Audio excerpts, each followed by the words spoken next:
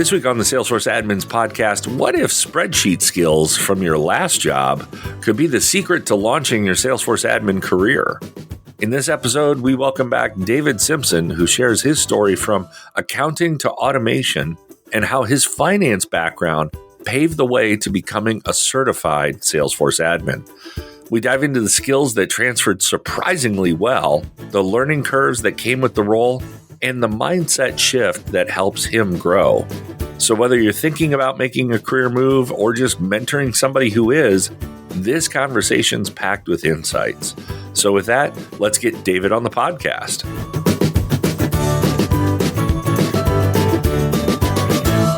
So David, welcome back to the podcast. Thank you for having me back. It wasn't that long ago that we were talking, it was pre-Dreamforce, about 45 days ago or so. I had you on the podcast to talk about the presentation you were giving at Dreamforce, and we've since wrapped up Dreamforce now, and people are at home. Well, some people. I think some people stayed and probably went to Napa Valley and did wine tastings, which I wouldn't blame you. There's a lot of great vineyards and stuff out there.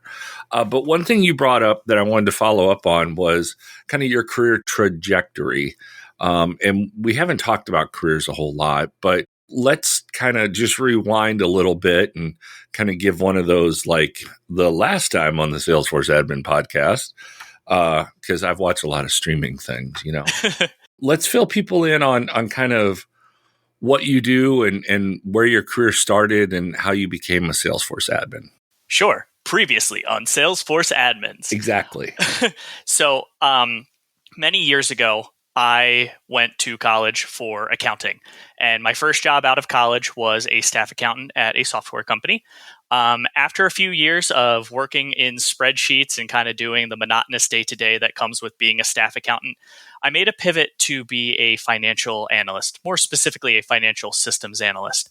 And after I made that pivot, my supervisor at the time, he informed me that he was the administrator for our company's Salesforce instance, and that a lot of the work that I was doing, which was doing financial analytics for our professional service team, a lot of that data came out of Salesforce. Our professional service team would put opportunities into Salesforce, and we needed to make sure that those financials were clean. So he suggested that I become another admin with the company and that I would learn about the general inner workings of Salesforce and be a point of contact for cleaning up that data, for troubleshooting issues, and just all the things that come with being a junior level admin. So he gave me a system administrator license. He recommended that I go into Trailhead to just kind of learn the basics of being a Salesforce admin, the Salesforce ecosystem, custom objects, all those general items that you learn as an admin. And then I just kind of fell in love with it. It was such an interesting pivot from doing spreadsheets and reconciliations. I was able to kind of do problem solving and be in an environment that I wasn't too familiar in. But I was also able to see how Salesforce works and how we can get this data to be reportable data. So the automation behind it or validation rules, just even something simple like setting up a page layout. It was all very interesting and new to me. So I just latched onto it 100%. And then I further got sold on the whole experience after about a year or so being a Salesforce admin. I went to my first Dreamforce in 2018, and I got my Salesforce administrator certification. And at that point, that kind of signaled to me that this is what I want to do full time. So from that point on, it's all history. I went and unfortunately, the company I was with didn't have the resources for a full-time admin. So I did go to another company. But since then, I have been an awesome admin, just doing it every day, custom objects, flows, you name it, admin work-wise, I do it. Yeah, and I think, career changes are hard. I went from sales to, becoming an admin as well. And I think everybody kind of looks at like, well, what do I have to do or where do I have to go or what skills are required? And I think you, like me, kind of got fortunate. You were with a company that was like, hey, we need these skills. And I can, I'm assuming you probably did both jobs for a while, right? Yes, I was doing both jobs up until I left the company. It was essentially 50-50 financial systems analysis and then admin work. Yeah, so it's not like you just all of a sudden jumped in the pilot seat and took over the plane and away you go. Thankfully, yeah, that wasn't the case for me. I was able to kind of ease myself into the admin role because I still had work to do on the financial side. Yeah, and I think that works out as an incredibly lucky path, you know? Yeah, definitely. One thing, so you mentioned they didn't have the budget for a full-time admin, which is the role you wanted to pursue. Did you consider just staying at that current position and kind of dividing your time? Or was this something where you were like, no, I'm going to commit? It was something that I really wanted to commit on. In the beginning, when I had first gotten a system administrator license and started doing basic admin work, I was completely on board with splitting my time between the two. I wasn't super confident in what I was doing as a Salesforce admin. I was still learning the ropes. But after I had gotten my first certification, that kind of sold it to me and locked in that this is what I want to do as a career. So at that point, I did bring up my interest in being a full-time admin to the company, and they said, unfortunately, we just don't have the bandwidth to have a full-time admin whose only job is to be a Salesforce administrator. So unfortunately, I did have to switch companies to go and find that. Okay, so let's pause there because that is the point that I think everybody has questions about, which is, so what did interviewing look like? What kind of prep did you do? Like, you're going from career A to career B, and you kind of have some experience. I mean, what was that like? Because I'm assuming you sat in interviews for jobs you didn't get. Yeah. I won't sugarcoat it. It was a little tough. You're going into a new job where, yes, you do have experience, but you don't have a ton of experience. So what I focused on was first the credential side of things. By the time I decided to make the jump to be a full-time Salesforce administrator, I did have, I believe, 3 certifications under my belt. I had the Salesforce Administrator certification, the Platform App Builder, and then the CPQ Specialist. Ooh, CPQ Specialist. Wow. Yeah. Yep, I haven't used it in a while, but it was a very challenging and interesting certification to take. I actually took the Salesforce provided trainings for it, and it was a wealth of knowledge. But yeah, so I had these 3 certifications. I did lean a little bit heavier on that to say, listen, I may not have years of experience, but you can see here that I'm able to answer the tough questions.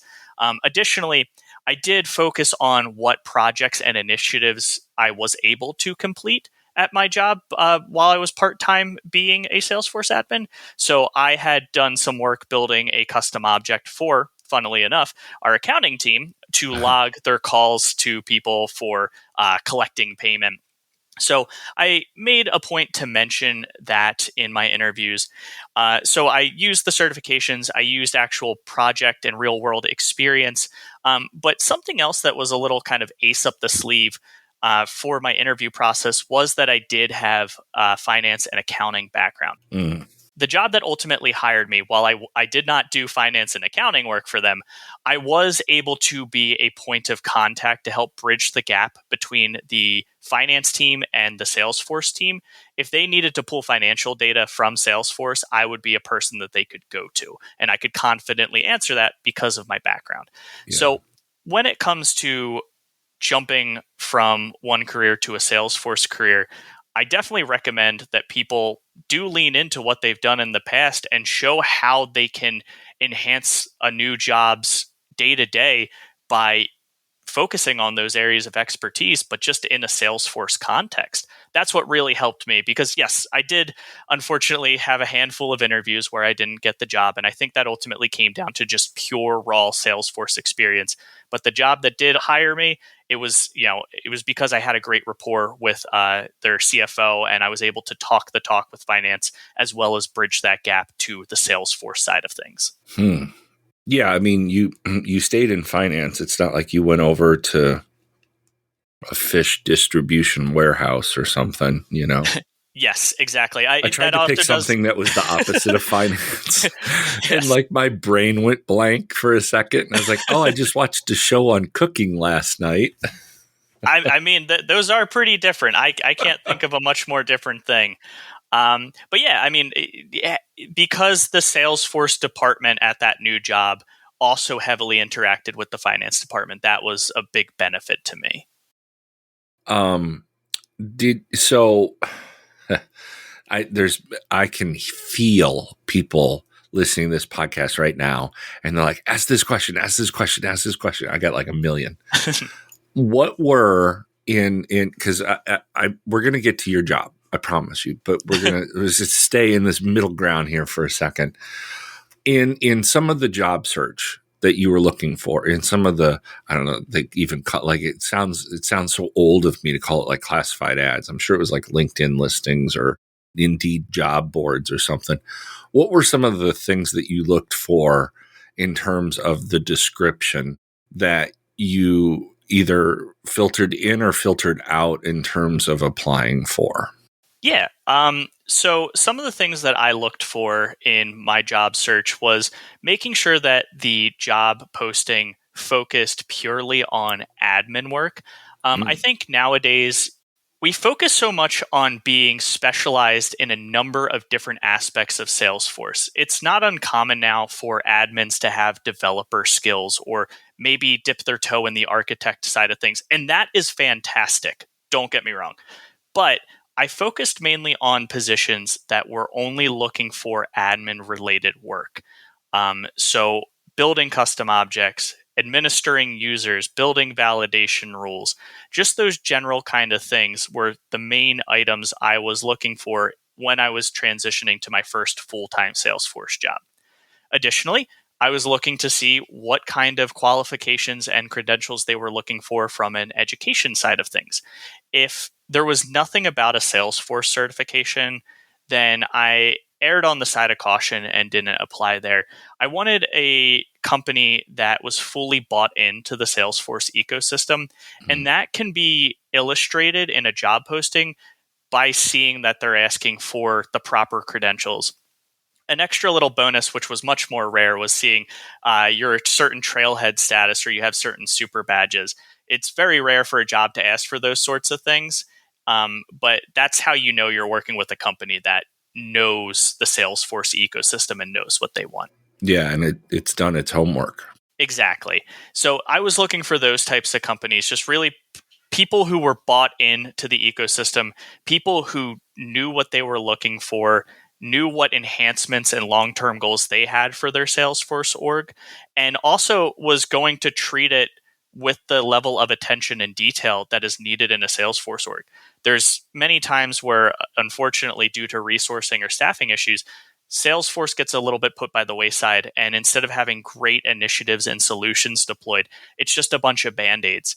And then that comes back to the admin saying, oh, we can't deliver on something truly incredible because we're not given the time and the resources for it. So I was looking for companies that really didn't have that mindset and were looking for true awesome admins. Yeah. You were fortunate enough that you had worked in an org. Did you at any one point in time in the interviewing process think about preparing like a developer org or a trailhead org to showcase some of your skills? When I was first applying for a full-time Salesforce admin, that thought did not cross my mind. Oh. That said, this was many years ago in I think it was 2019. That said, a little over a year ago, I did get a new job at my current position. And during that job search, I did have a Salesforce developer org that I had built out, and I recreated some of my most interesting and complex solutions in that developer org. And then basically in every single job interview I had, I said, do you want to see my dev org? I've built some awesome flows. And most of the time they said no, but every once in a while they'd say yes. And then I get to show off my screen flow that I worked really hard on. So nowadays, yes, I do have my dev org. I'll bring up Trailhead every now and then, or I did back then when I was in the job hunt. But really, I like to showcase the dev org whenever possible. because it is something that I'm actively developing in. Even now that I have a job and I'm in a job I love, I still, whatever I do at my normal job, if I say, oh, that's pretty interesting, I go and I rebuild it in the dev work, but of course, without confidential information. Right. No, I'm the same. Oh man, I'm the same way. I was crushed. Like, I want to say like a year and a half ago, I was prepping for Dreamforce, and the dev org that I'd had since 2006, Oh, I no. forgot to log in and it expired. Oh, no. Oh, that's horrible. And it was just more of like, it was just such an awesome little relic, Yeah. of stuff that I had built and things that I had tried out. And I have another one, but it's not as old, and it doesn't have as much. There wasn't anything cool in it, but it was cool because it was stuff that I had built when I was like, it had my first workflow in it, Yeah. It shows a timeline of how you've grown. So Yeah, very much. I mean, very much so. I'd let nobody in there because they'd be like, "What were you doing?" Well, I was a kid with crayons back then. Yeah. You got to make mistakes in order to get better. So Absolutely. Okay, so we could do a whole podcast on interviewing, and everybody in the comments would be like, "You should." Let's go to day one of the new job. So you've transitioned. You're no longer 50-50. The company's bought in. Dave's our new Salesforce admin. Day one, outside of like all of the HR paperwork and stuff, what did you do on day one? first, I quietly panicked because I was afraid I was not going to be able to live up to expectations. But after that calmed down, I, of course, met the team. I was very fortunate to work with a team of several people in the Salesforce space. There was 2 developers, there was another admin, there were 2 architects, and of course, the Salesforce manager.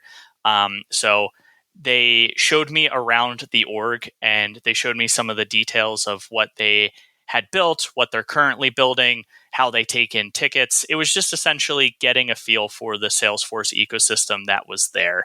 And then from that point, once I was kind of left my own devices, I just continued to do some more digging. I looked, okay, they're using cases. How are they using cases? Where is the queue that stuff that we get asked to do comes in? What does their account object look like? Because the account object is always one of the busiest objects in the Salesforce ecosystem. How many validation rules do they have? I was really just trying to take the little experience that I had from my previous job and then look at those same areas in this new job. So essentially just getting a feel for the org. So you joined a team of people. Yes. What was that like?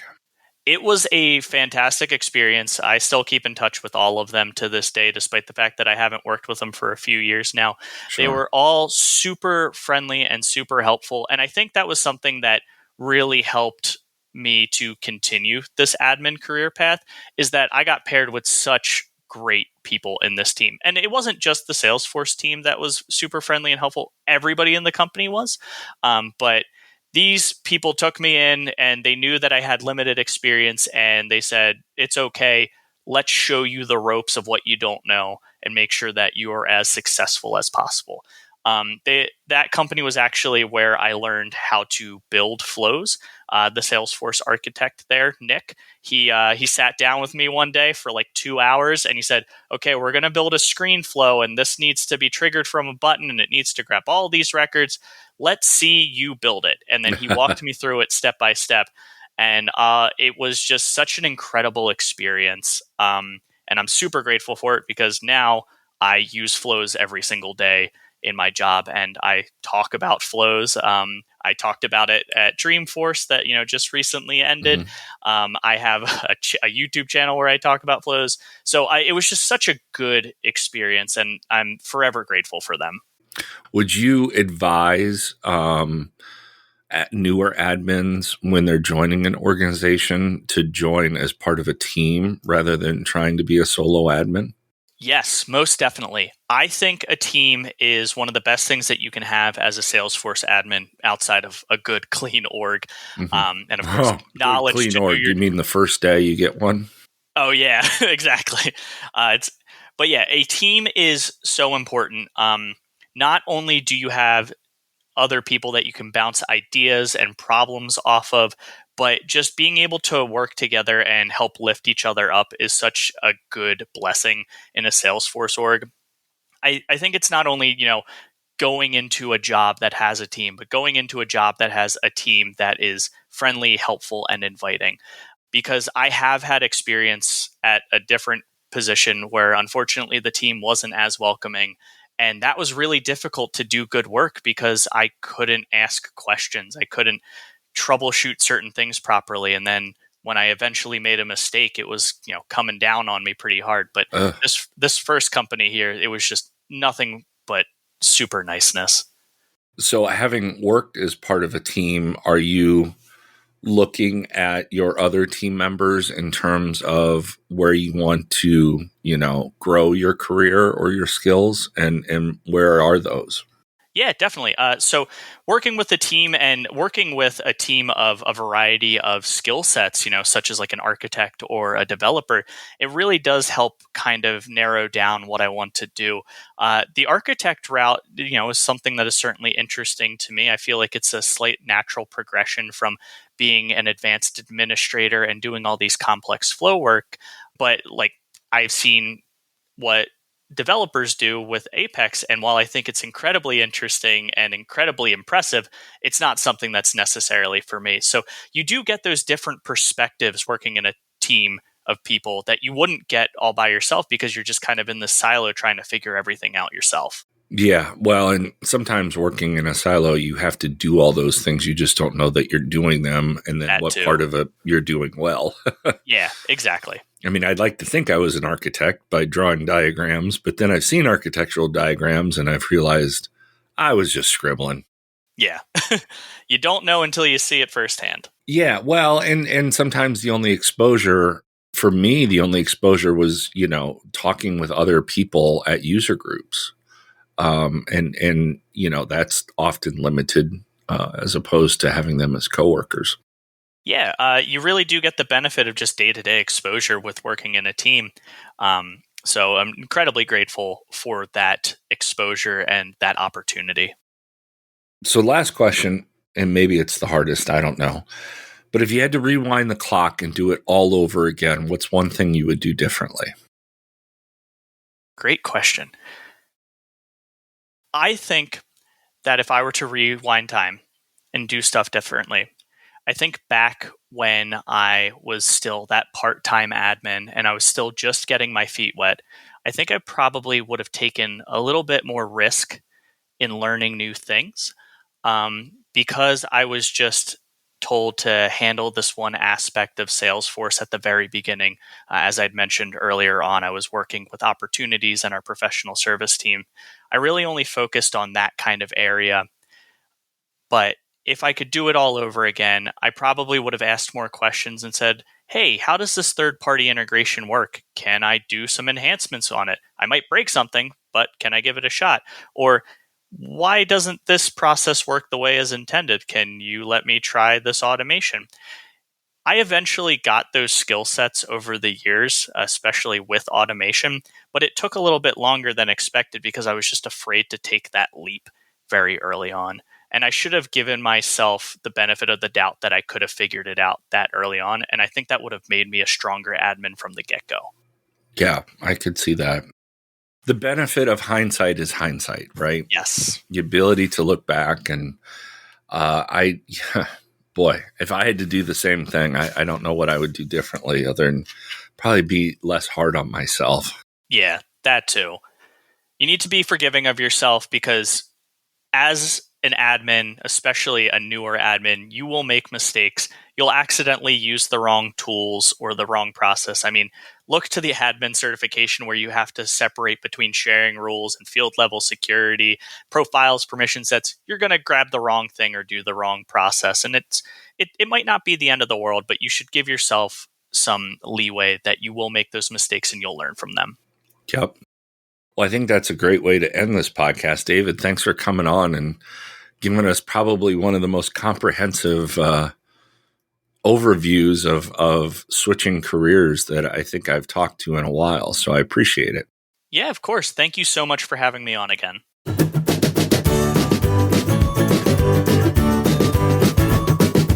David's story is a reminder that the skills you've built in other roles aren't just relevant, they're valuable. Whether you're transitioning into the Salesforce ecosystem or helping someone else find their way, keep leaning into those transferable strengths. And if today's episode sparked ideas or gave you that extra boost of confidence, share it with a friend or a fellow Salesforce admin. Until next time, we'll see you in the cloud.